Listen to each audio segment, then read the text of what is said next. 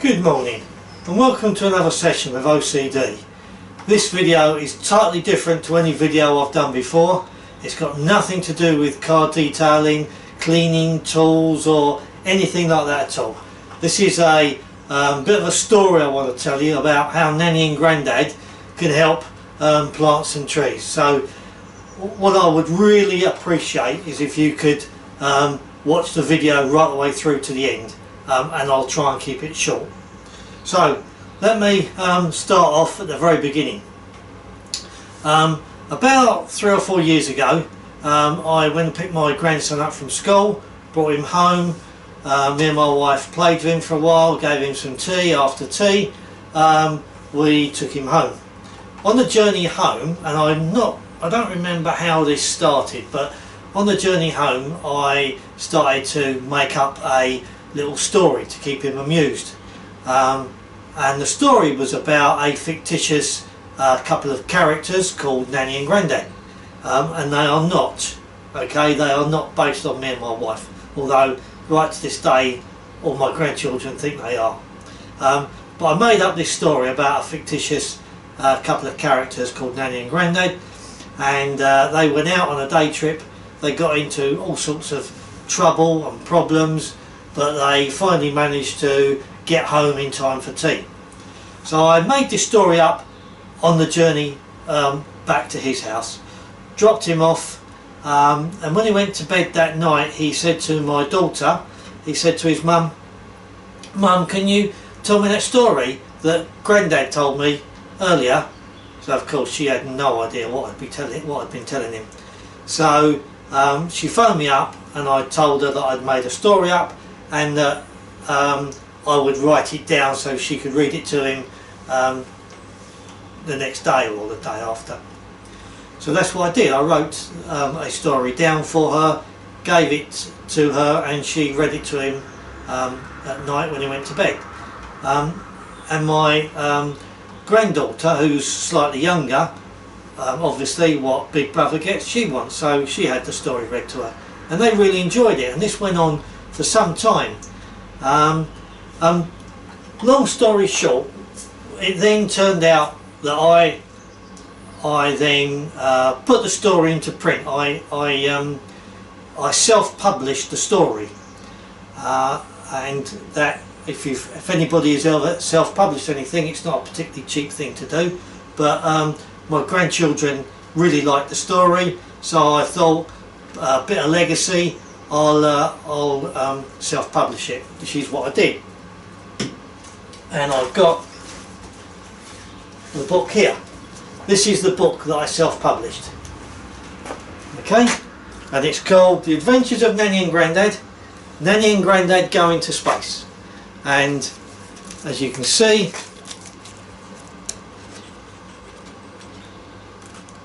there are some pictures in there, and there's, what's that, that's 26 pages. Not particularly large print, but my grandchildren really liked it. So I wrote the book, I got it self-published. To self-publish that book was a cost of, I don't know, probably just under £1,000 to be honest, something like that anyway. And then having written the book, I got the bug. So I then wrote another book, and the second book was called The Adventures of Nanny and Grandad. Nanny and Grandad and the Pirates of Devon. And again, similar format. So I did that book, and then I wrote a third book. The third one, same format, The Adventures of Nanny and Grandad. Nanny and Grandad spend a day on the river. And then I then wrote a fourth book, and this one is called Nanny and Grandad Have Visitors in the Night. And again, exactly the same format. Now the theme that's running through all of these books is that this fictitious couple of characters, and they are fictitious, it's not me, but my grandchildren are convinced it is me. This pair of characters go out for day trips, and they always get into some form of trouble or cause problems and mayhem wherever they go, but they always manage to get home in time for tea. So these are little day trips that these two characters go on. So having then written the books and paid for them to be published, self-published, I then got into a row with the publishers, because for some horrible reason the publisher, I can decide exactly what that book looks like. I can decide everything about that book, and that's a nice glossy cover, nice colour, glossy pictures inside, so the size that I wanted. Everything was the way I wanted it, with the one important factor missing. It wasn't down to me to put the price on the book. The publisher puts the price on the book. I have absolutely no influence on it. And these books, you can buy these books today on Amazon, and I think they're at the ridiculous price of something like either $15.99 or $16.99, something stupid like that. There's no way in the world I would buy this book for that sort of money. I think this book is probably more realistic, round about, I don't know, £4, £5, £6, something like that. But they won't move, they won't budge. So therefore, at that price, clearly they were never, and I was never going to sell any books. So I was stuck. Having paid all this money out to self-publish, I could then not sell any. So what they did offer me was I personally could buy books from them at a discount, and that's what I did. So I bought some books at a discount, and I thought, to get them out into the community, I donated a significant number of books to local schools in the area, and hoped that that would then filter through the school children, and they would get the message that these books were out there. But rather than come back to me to buy the books at discounted price, and I've got them all here, rather than come back to me buy the books at discounted price, they looked on Amazon, and of course the moment they see the price, no deal. So very few books got sold. So out of all the books that I bought at a discounted price, and I think it was between £5.50 and £6.50 per book that I actually paid the publisher.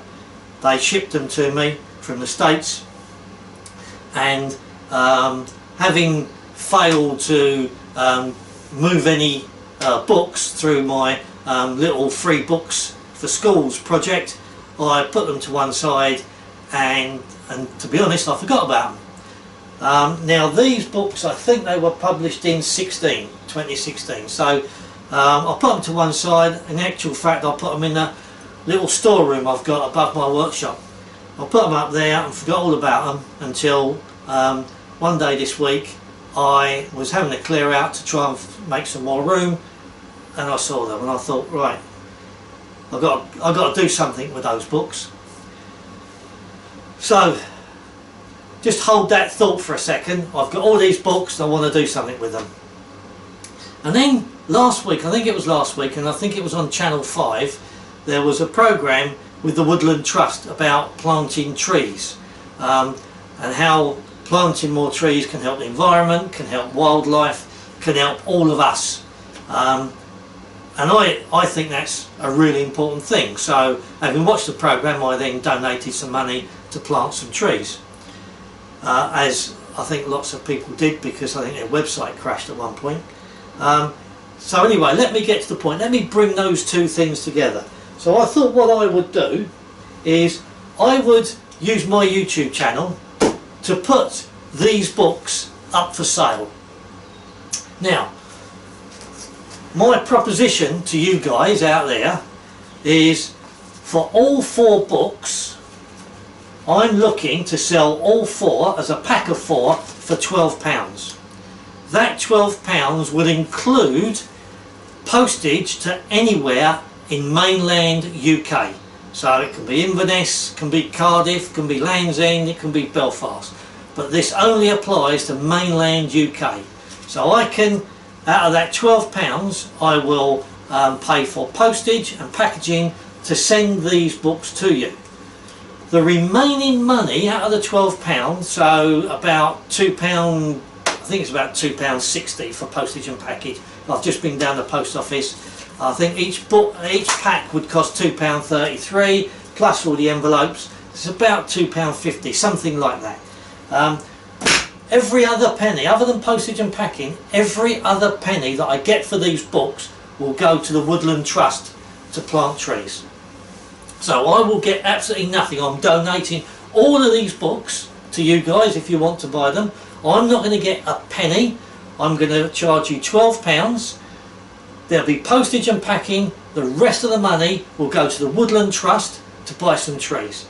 So I thought I would run this little project until Christmas, and at the end of Christmas we'll look to see how much we've raised for the Woodland Trust, and I will keep you guys informed via either YouTube or my Instagram.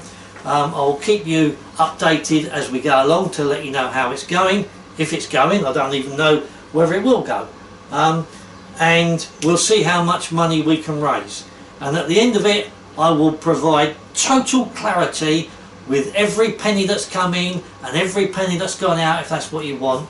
But I can assure you that not a penny will go into my pocket. It will either go on postage and packing or the Woodland Trust. So it's very dear to me. I'd love to leave a bit of a legacy, and even if it's going to plant one tree, that's one tree more than we got now. So that's what I thought I'd do. So that's the point of this video this morning, to let you guys and girls know that I've got these books, £12 for a set of 4, and that includes postage and packing to anywhere in mainland UK. Mainland UK only, nowhere else. So I thought what I'd do, I would, in the comments below this video, I would put an email address. So that email address will be nanny1grandad@gmail.com. So I'll put that address in the comments below, and if anybody is interested in buying a set of these books in time for Christmas, then drop me an email to nanny1grandad@gmail.com with your name and address. I will then email you back a reference number and bank details. You can then transfer the money across to through the bank details, quoting your reference number, and the moment that goes into the bank, I will post these books second class. £2.33 is second class postage anywhere in the UK. I will then post these books direct to you, and then at Christmas I can then turn around and say how many books we've managed to move, how much it's costing postage and in envelopes, and how much money we've raised together for the Woodland Trust. So that's the video. That's the whole point of this little story this morning. I hope I haven't bored you too much, and I hope together we can do even a little bit of good for the environment. So that's it from this morning. So from OCD, you guys take care. Bye bye. See you again.